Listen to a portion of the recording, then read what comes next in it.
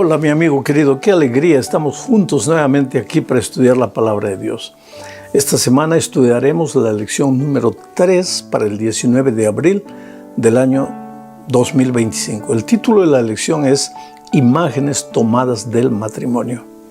Y el propósito de la lección es mostrarnos que en la Biblia Dios usa muchas veces, con frecuencia, la figura del relacionamiento de una pareja, un hombre, una mujer en el sagrado estado del matrimonio, como la figura del relacionamiento que Él desea tener con su iglesia. Él es el esposo, su iglesia es la esposa.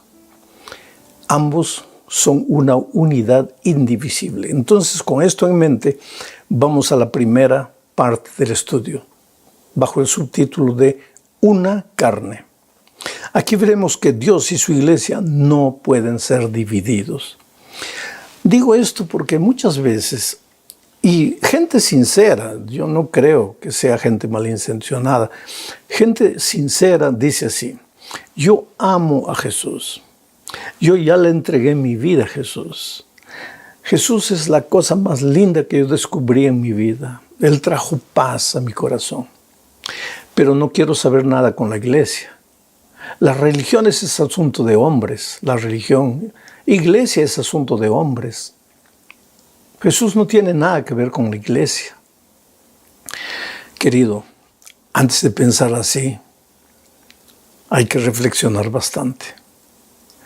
Porque mira lo que dice Efesios capítulo 5, 29 al 32. Es un texto un poquito largo, pero lo voy a ir leyendo y comentando. Dice así: porque nadie aborreció jamás a su propia carne, sino que la sustenta y la cuida, como también Cristo a la iglesia, porque somos miembros de su cuerpo, de su carne y de sus huesos.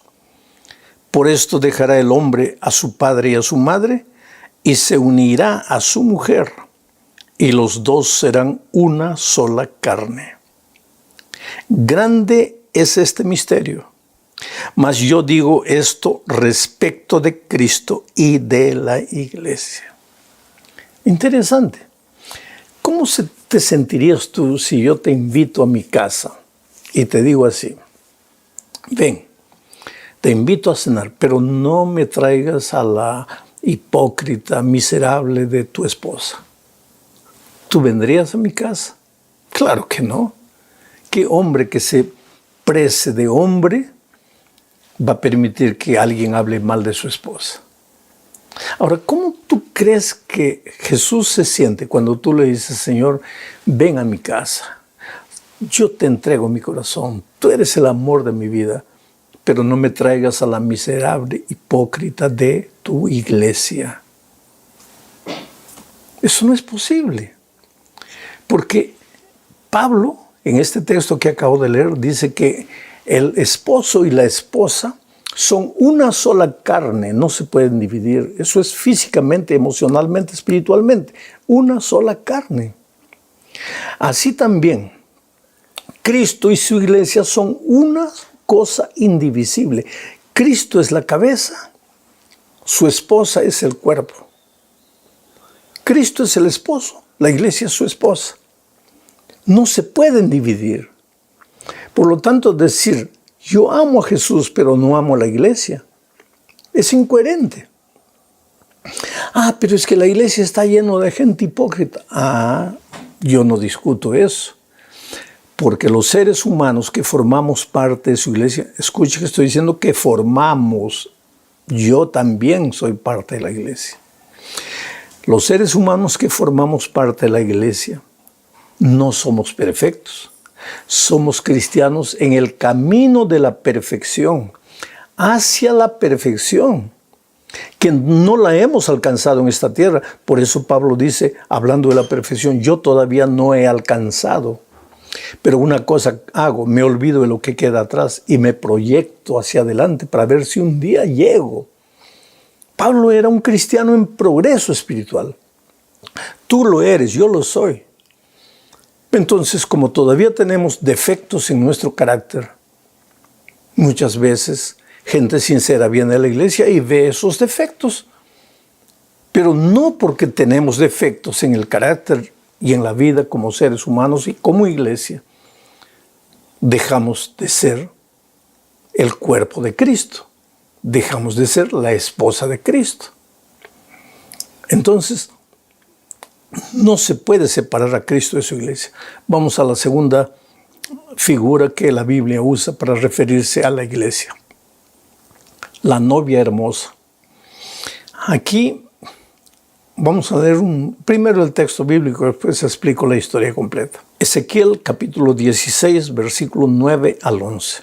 Dice: te lavé con agua y lavé tus sangres de encima de ti, y te ungí con aceite, y te vestí de bordado, te calcé de tejón, te ceñí de lino, y te cubrí de seda.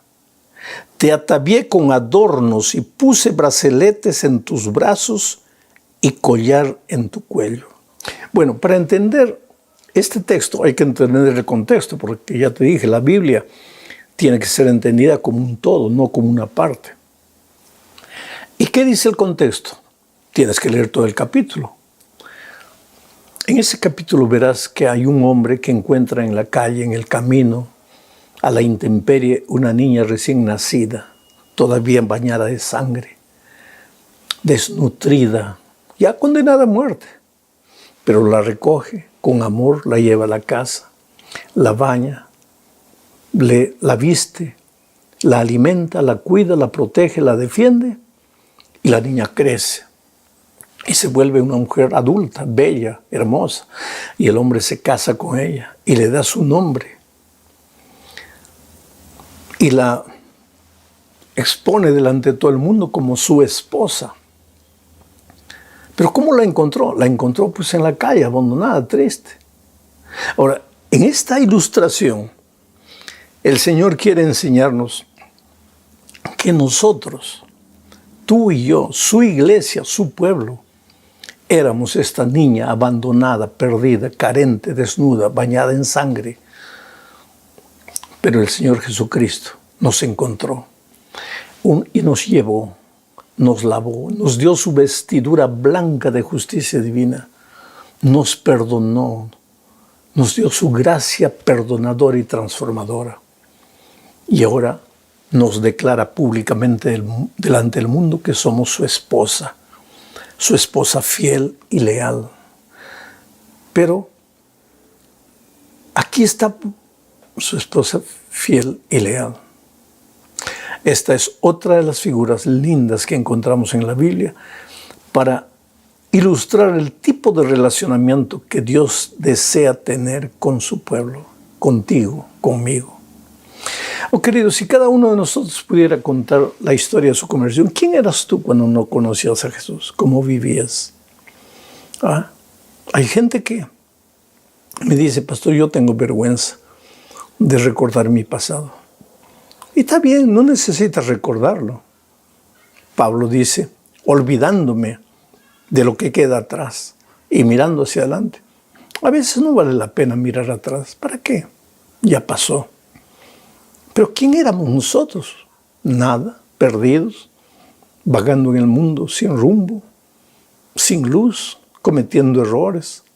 Y el Señor Jesús nos encuentra y nos lava, nos perdona, nos transforma. Y no tiene vergüenza de declarar al mundo que somos su iglesia, su esposa. Vamos a la tercera parte de este estudio bajo el subtítulo de La esposa prostituta de Oseas. En esta parte nosotros veremos que la prostitución espiritual es abandonar a Dios e ir atrás de dioses ajenos, dioses de esta vida, dioses de este mundo. Leamos lo que dice Oseas 1:2. El principio de la palabra de Jehová por medio de Oseas. Dijo Jehová a Oseas: ve, tómate una mujer fornicaria e hijos de fornicación, porque la tierra fornica apartándose de Jehová. El libro de Oseas es un libro tan duro que mucha gente piensa que es una alegoría, que Oseas no existió, que todo esto es una figura, pero es la más dura, cruel y triste realidad. Es que a veces el profeta, en el Antiguo Testamento vas a ver que Dios muchas veces, para que el profeta entendiese el mensaje que tenía que transmitir, muchas veces le hacía vivir al profeta ciertas circunstancias. Y en este caso le da una orden a Oseas: ve, busca una mujer fornicaria, una prostituta, una mujer de la calle, y cásate con ella. Y él se casa y la declara públicamente su esposa. Un tiempo después la mujer lo abandona y vuelve con sus amantes. Y un día le dan la noticia a Oseas de que su esposa está embarazada en la calle sin saber a dónde ir. Y Dios le dice a Oseas: ve y recoge a tu mujer. Y esto se repite una vez y otra vez y otra vez, y hasta que llega un momento en que Oseas le dice a Dios: Señor, ya la perdoné una vez, 2 veces. Mira lo que me hace. Viene aquí, yo ayudo a cuidar al niño y ella se va de nuevo atrás de sus amantes. Y entonces Dios le dice: hijo, lo que quiero que entiendas es lo siguiente. Yo soy tú. Y tu esposa es mi iglesia, es mi pueblo. Tú sientes lo que es que la esposa a quien le dedicas tu amor, tu cuidado, tu protección, te abandona y se va con otro. ¿Tú entiendes eso? Pues entonces ahora vas a entender cómo yo me siento cada vez que mi iglesia me abandona y se va atrás de pequeños dioses. Y ahora el profeta Oseas se levanta con fuerza para predicar el amor de Dios, el amor infinito de Dios, el amor que espera, el amor que llama. No el amor permisivo que te dice: ya, quédate en tu pecado revolcando. No, el amor que transforma, porque Dios te llama para la transformación. En la historia de Oseas, finalmente la mujer entiende el amor del marido y dice: ¿cómo pues yo te dejaría? ¿Cómo pues yo me iría? Entendí que tú me amas. Y eso es lo que acontece con nosotros los seres humanos. A veces erramos, fallamos, nos prostituimos espiritualmente. Y Dios nos recibe y nos recibe, nos recibe, hasta que un día el Espíritu de Dios trabaja en nuestro corazón. Y decimos a Jesús: Señor, ¿cómo pues yo te dejaría? ¿Cómo me iría? ¿Cómo te abandonaría? Ya me perdonaste tantas veces. Por favor, ahora quiero seguirte hasta el fin. Cuando eso ocurra en tu vida, has entendido lo que es la experiencia cristiana. Vamos ahora a otra figura bíblica de un matrimonio que Dios usa para referirse a su pueblo y a su iglesia. Me refiero a Isaac y Rebeca. Y aquí hablaremos de la incoherencia del yugo desigual. Génesis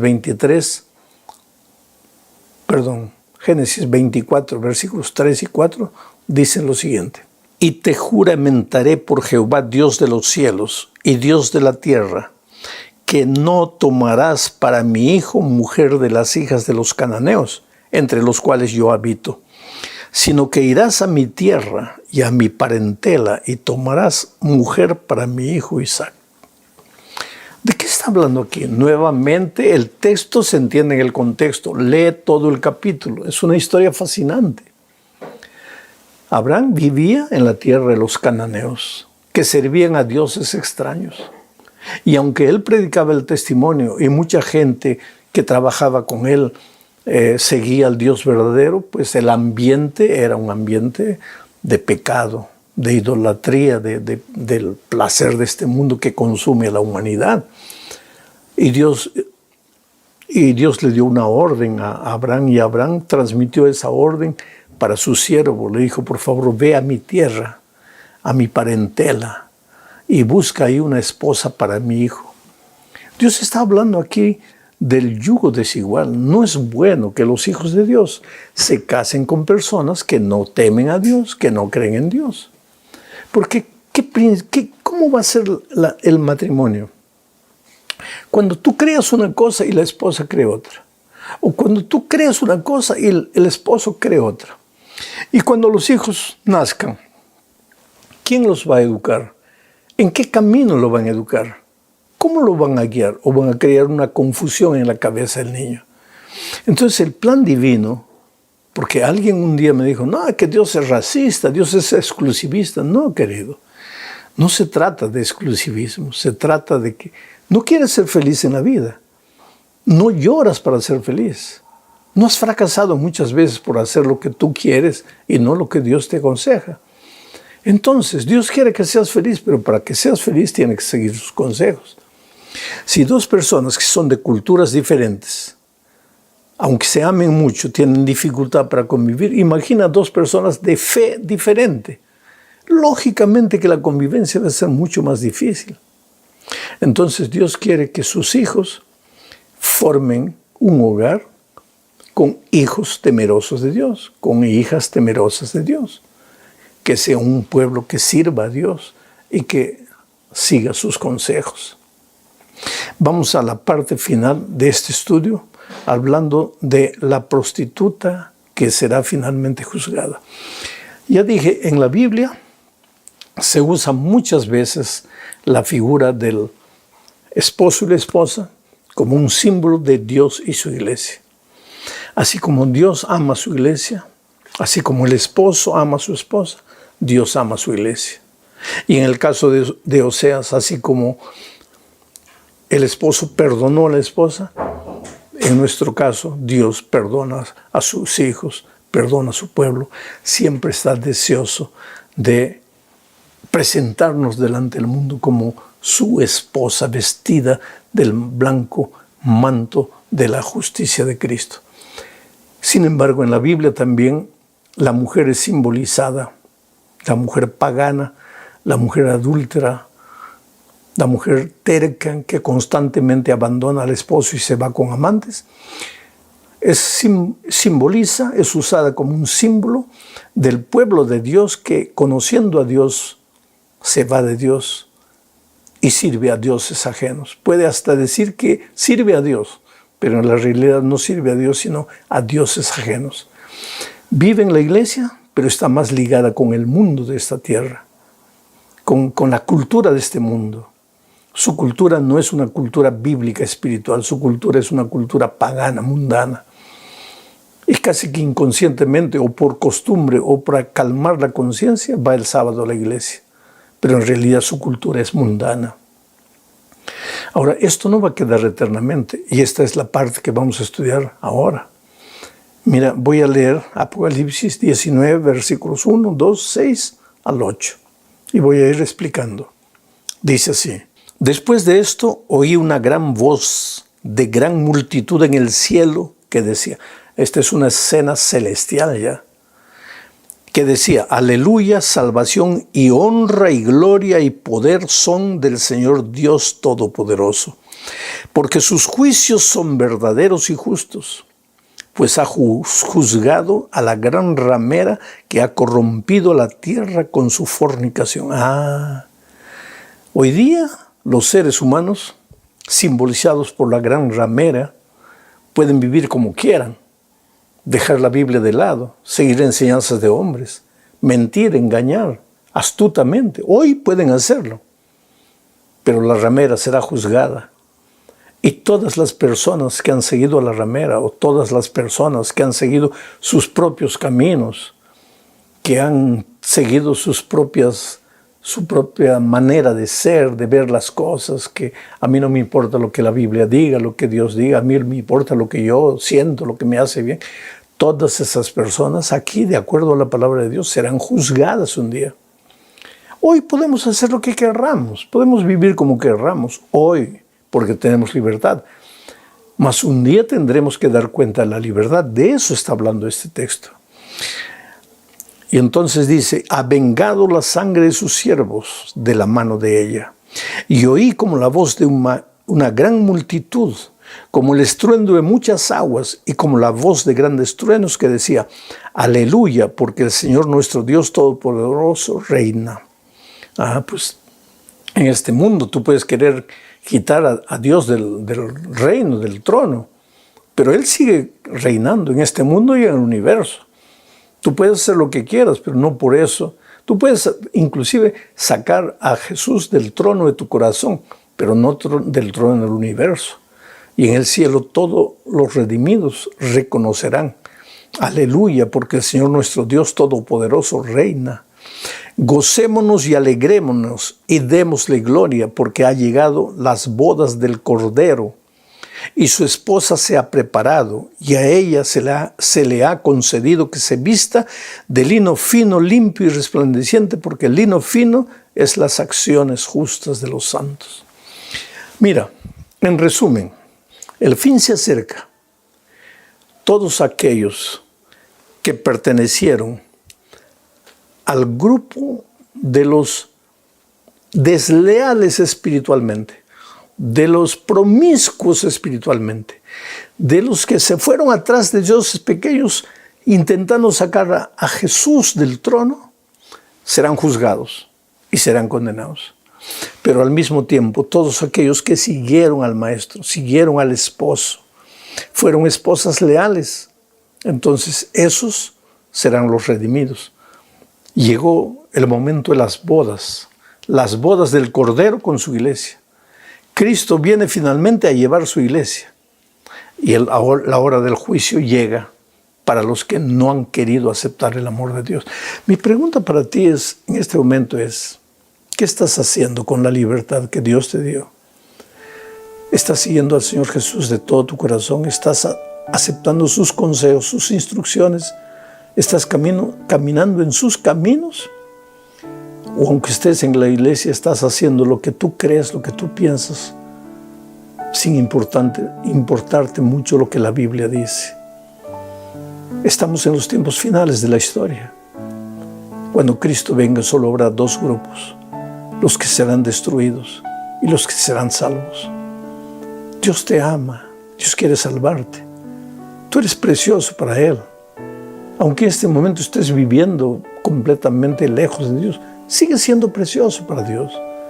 Él no ha perdido las esperanzas contigo. Él te llama de una manera, de otra manera. Ven a Jesús, entrégate a Jesús, ríndete a Jesús. Que Dios te bendiga. Solo nos resta agradecer a Dios por las bendiciones que recibimos en sus manos todos los días. Y qué bueno que estás dispuesto aquí a recibir la palabra de Dios en tu corazón. Porque así como alimentamos el cuerpo todos los días para poder desarrollar nuestras actividades diarias, necesitamos también alimentar nuestro espíritu. Y el alimento del espíritu es la palabra de Dios. Por eso es que todos los días debes abrir la Biblia, reflexionar en un texto bíblico, aplicarlo a tu vida, y entonces así vas fortaleciendo tu vida espiritual y creciendo cada día para ser un día semejante al Señor Jesucristo. Bueno, vamos al estudio de esta semana, lección número 4 para el 26 de abril del año 2025. Esta lección la vamos a estudiar en 2 semanas seguidas, ahora y la próxima semana. El título es Las Naciones. Esta semana estudiaremos la primera parte. Y el propósito de la lección de esta semana es mostrar que después de la entrada del pecado, la humanidad se multiplicó, pero se dividió en 2 grupos. La minoría, que continuaba amando, sirviendo, obedeciendo a Dios, pero la gran mayoría que se alejó y con el tiempo se olvidaron de Dios. Entonces vamos a la primera parte de este estudio bajo el título de Nimrod y Nínive. Como dije, después de la entrada del pecado, algunos quedaron fieles a Dios. El jardín del Edén todavía estaba entre ellos, entonces ellos se aproximaban del jardín del Edén. No podían entrar porque un querubín guardaba la entrada del jardín, pero del lado exterior ellos construían altares, ofrecían sacrificio a Dios. Eso vamos a estudiar en una lección futura, el valor de los sacrificios. Esos sacrificios representaban al Señor Jesucristo, que un día vendría para salvar a la humanidad. Quiere decir, unos pocos permanecieron fieles a Dios, pero la gran mayoría se alejó de Dios completamente. Empezaron a construir ciudades. Caín fue el primer edificador de una ciudad. se olvidaron de Dios, comenzaron a inventar dioses paganos, porque dentro del ser humano hay una inclinación natural a adorar. Y si no adoras al Dios verdadero, pues vas a adorar cualquier cosa, tus ideas, tus propias ideas, tus filosofías, o cualquier Dios que tú vas a inventar. Hoy día el materialismo, por ejemplo, el consumismo puede ser un Dios que nosotros inventamos y adoramos y servimos, pensando que estamos sirviendo al verdadero Dios, creador de los cielos y de la tierra. Bueno, entre esas personas, después del diluvio ya, apareció un hombre llamado Nimrod. Entonces voy a leer el texto para entender lo que estamos queriendo decir en la lección de esta semana. Génesis 10:5. Mira lo que dice. De estos, de los seres humanos, descendientes de uno de los hijos de Noé, se poblaron las costas, cada cual según su lengua, conforme a sus familias, en sus naciones. Esta es la primera vez que se menciona la palabra naciones en la Biblia. En hebreo, goy, nación. En plural, goyim, naciones. Los judíos se referían a los que no servían a Dios, a los que no amaban a Dios, a los que no querían andar en los caminos de Dios. Les llamaban goyim, o sea, naciones. El título de la lección de esta semana es Las Naciones. Y vamos a ver que a lo largo de la lección de esta semana y la próxima, la expresión naciones se refiere a aquellos que no quieren servir a Dios, a aquellos que desconocen a Dios, que viven alejados de Dios. Con esto en mente, ahora leo Génesis 10:8 al 10. Dice lo siguiente. Y Cus engendró a Nimrod, quien llegó a ser el primer poderoso de la tierra. Este fue vigoroso cazador delante de Jehová, por lo cual se dice, así como Nimrod, vigoroso cazador delante de Jehová, y fue el comienzo de su reino, Babel, Erec, Akkad y Calne en la tierra de Sidar. Mira, el capítulo que estoy leyendo tiene apenas 32 versículos. Y de esos 32 versículos donde se mencionan los descendientes de Noé, de los hijos de Noé, en fin, casi puro nombre, hay 5 versículos que se dedican solamente a Nimrod. Y lo llama la Biblia, fue el primer poderoso de la tierra, o sea, una especie de gobernante, de presidente, de rey. Este fue un constructor de ciudades. Yo no sé por qué las ciudades parece que no eran el plan divino, por lo menos en la Biblia no encontramos eso, sino que fue el plan humano. Y inclusive Nimrod se dice que fue el que tuvo la iniciativa de construir la Torre de Babel, una torre que desafiaría al poder de Dios, una torre que representaría el esfuerzo humano para quitar a Dios del escenario de la vida. Nimrod, recuérdate, un rey poderoso entre las naciones. Este es el primer poderoso que encontramos en la Biblia. Ahora, como la humanidad se iba degenerando y cada vez olvidando más de Dios, hasta los temerosos hijos de Dios se fueron contaminando con la cultura del tiempo, porque la vida es así. ¿Tú crees que hoy, porque estamos en la iglesia, porque estudiamos la Biblia, porque reconocemos a Dios como nuestro Creador Supremo, nuestra cultura es una cultura completamente cristiana, completamente bíblica? No. Vivimos en una cultura que no conoce a Dios, que ridiculariza a Dios. Vivimos en una cultura que endiosa al ser humano. Lo que importa es la opinión humana y no la opinión divina. La gente se ríe a veces de la Biblia. Esa cultura, pues, estaba hoy día, inunda nuestra iglesia, y en aquellos tiempos también lo estaba haciendo. Entonces, para entender bien lo que estoy diciendo, vamos a leer Josué 24:2, refiriéndose a Abraham, un hombre pío, y a su familia, que se suponía que era una familia temerosa de Dios. Pero mira lo que dice el texto, Josué 24:2. Leo. Y dijo Josué a todo el pueblo. Este fue un discurso que Josué dio a la nación israelita antes de entrar a la tierra prometida. Dijo así: así dice Jehová, Dios de Israel. Vuestros padres habitaron antiguamente al otro lado del río. Esto es, Taré, padre de Abraham y de Nacor, y servían a dioses extraños.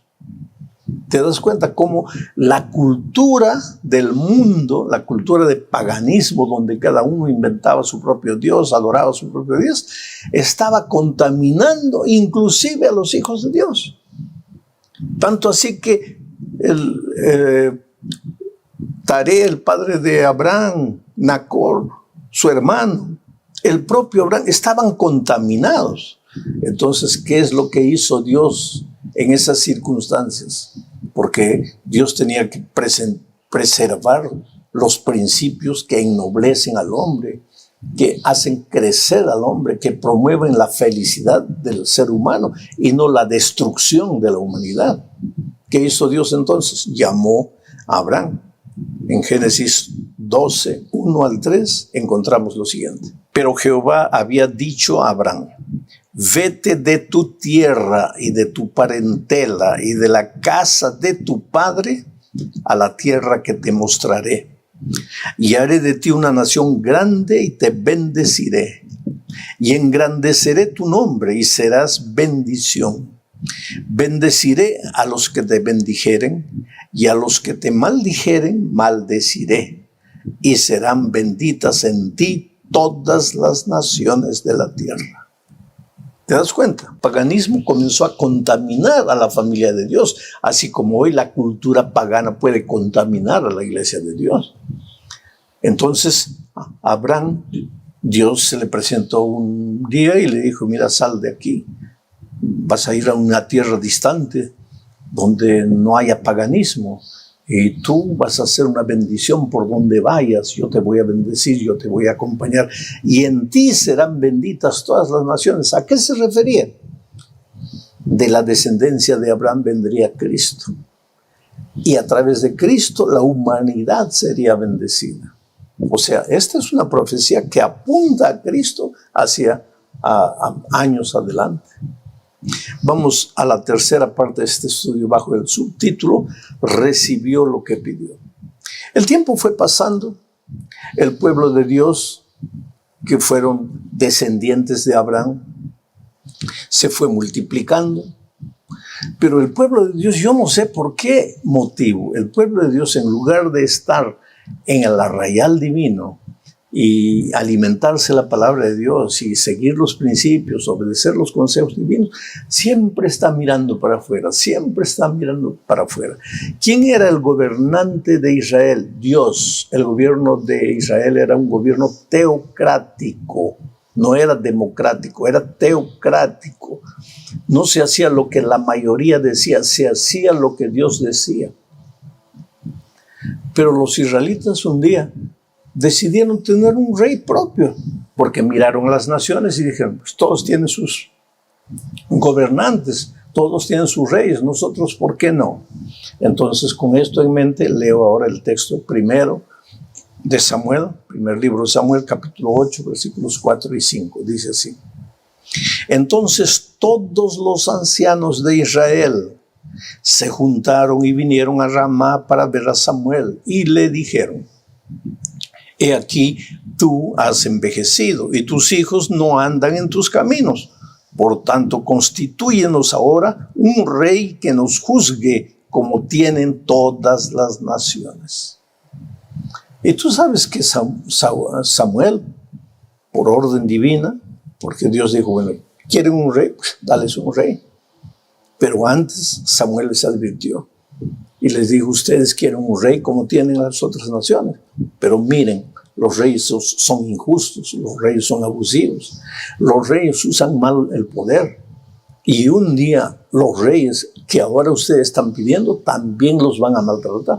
Y efectivamente es así. Si tú revisas los libros de los profetas, vas a ver que Dios envió mensajeros para reprender a los reyes, a los líderes, porque el poder, quieras o no, corrompe. El poder malogra al ser humano. Por eso alguien dice, ¿quieres conocer a un ser humano de verdad? Dale poder. Y si cuando recibimos un poquito de poder para administrar un grupo de personas ya nos sentimos pequeños, Dios, imagínate aquellos que gobiernan millones de seres humanos. Ellos se creen el propio Dios. Pero el pueblo de Dios pidió un rey. Se contaminó con la filosofía de las naciones, o sea, de los que no tenían el temor de Dios. ¿Cómo hubiera sido si ellos no hubieran pedido rey? Dios hubiera continuado siendo el gobernante de su pueblo. ¿De qué manera Dios transmitiría sus órdenes? Pues en los tiempos bíblicos Dios hablaba personalmente a los profetas, a los enviados de Dios. Yo no sé cómo lo haría hoy, pero con toda seguridad, si Dios es el que dirige nuestra vida, el que dirige nuestra iglesia, las cosas serían completamente diferentes. ¿Quiere decir que hoy Dios no lo hace? Claro que lo hace a través de seres humanos, pero seres humanos que tenemos errores en nuestra vida, defectos en nuestro carácter. Y por más que muchas veces querramos hacer las cosas bien, no las hacemos, limitados por nuestra humanidad. En fin, por eso nosotros como líderes tenemos que tener la palabra de Dios abierta, porque es a través de la palabra que Dios se comunica con nosotros. En la penúltima parte de este estudio hablaremos de los gobernantes de los gentiles. Cuando no existe el temor de Dios en el corazón de un gobernante, pues ese gobernante maltrata a sus subordinados. Mira lo que dice Mateo 20, 25 al 28. Entonces Jesús llamándolos dijo: ¿sabéis que los gobernantes de las naciones, gente que no conoce a Dios, de las naciones se enseñorean de ellas, y los que son grandes ejercen sobre ellas potestad? Mas entre vosotros no será así, sino el que quiera hacerse grande entre vosotros será vuestro servidor, y el que quiera ser el primero entre vosotros será vuestro siervo, como el Hijo del Hombre no vino para ser servido, sino para servir y para dar su vida en rescate por muchos. Oh, querido, este texto no dice que tú no debes querer o sentir el deseo de ser escogido el primero en el grupo donde vives, en tu iglesia, en tu asociación, conferencia, unión, división, en fin, ¿no? Dios no vino a anular en nosotros el deseo de ser un líder, porque todos de alguna manera ejercemos liderazgo. Pero Dios vino a enseñarnos el verdadero camino del liderazgo, que es el servicio. ¿Quieres ser el primero entre tus hermanos? Sirve. Y en la medida que sirvas, tu influencia será tan grande que los otros te seguirán. Pero entre las naciones no funciona así. ¿Por qué? Porque las naciones no conocen a Dios. Entre las naciones todo el mundo quiere ser el primero para ganar dinero, para enriquecerse. Que hay 2 o 3 que entran con el deseo de servir, con toda seguridad que lo hay. Pero la gran mayoría no. ¿Y por qué no? Simplemente porque no conocen a Dios, no viven una vida de experiencia con Dios, no conocen la palabra de Dios y hasta ridicularizan a Dios y hasta se ríen de la palabra de Dios. Entonces, ¿cómo es que van a gobernar con sabiduría? ¿Cómo es que van a ser siervos humildes al servicio del pueblo? Ahora, esta cultura en la que vivimos puede contaminar también la iglesia. Porque nosotros, mira, estamos en la iglesia una vez por semana, 2 que sea. Y la mayoría de la semana estamos en la calle, en las fábricas, en las universidades, en los estudios. Quiere decir que la cultura de afuera nos contamina y muchas veces con esa mente contaminada queremos contaminar los principios bíblicos, los consejos divinos. Porque pensamos que es mucho más inteligente escuchar las palabras de un filósofo que escuchar las palabras de Dios. ¿Por qué? Porque Dios inspiró gente humilde, gente simple, mientras que los de fuera tienen doctorados. Entonces, inconscientemente pensamos, no, las naciones tienen razón. Israel pensó así y le fue mal. Nosotros tenemos que crear todos los días dependencia divina. ¿Por qué Dios escogió al pueblo de Israel? Para que fuese luz en medio de la oscuridad. No para que la cultura de fuera contamine al pueblo de Dios, sino para que los principios de Dios injertados en la vida de cada miembro de la iglesia fuesen una luz que alumbre la penumbra moral de valores, de principios que vivimos en este mundo. El propósito de Dios no fue escoger un pueblo con un propósito egoísta, para que los miembros del pueblo digan, somos la iglesia de Dios, somos el pueblo de Dios, los otros están mal, los otros están equivocados. No. Antes que hablar, vive los principios de Dios. Que la gente te vea y reflexione diciendo, esa persona es diferente, ¿qué tiene de extraño? Porque mientras los otros esbravean, los otros insultan, agreden, ellos actúan de manera diferente. ¿Qué es lo que acontece? Entonces ellos conocerán a Dios a través del pueblo de Dios. Ese fue el plan de Dios al establecer una iglesia, al establecer un pueblo. No que ese pueblo se vanagloriase en ser el pueblo de Dios. Dios le dijo un día a Israel, ¿quién eras tú? No eras nada en la vida. Yo te traje, yo te rescaté. Yo te hice mi pueblo. ¿Para qué? Para que a través de ti las naciones todas conocieran el Evangelio. Porque, querido, ¿qué dice Dios? No quiero la muerte del impío. ¿Tú crees que Dios quiere la muerte de los paganos, de los que no lo reconocen como Dios, de los que viven de acuerdo a su voluntad? No, Dios los ama. De tal manera amó Dios al mundo, no a su pueblo, no a su iglesia, al mundo. Pero quiere que ellos vengan a su pueblo. ¿Cómo? A través del testimonio de su pueblo. Eres importante, querido. Dios te ama mucho, que Dios te bendiga. Que esta semana tenga una semana de éxito, de muchas bendiciones. ¿Por qué digo esto? Porque generalmente la lección sube el domingo cuando las personas comienzan a trabajar después de descansar el día sábado. Entonces vas a partir para la lucha, parte en nombre de Dios, ora, clama a Dios. Él es capaz de hacer cosas imposibles en tu vida. Un gran abrazo, que Dios te bendiga ricamente.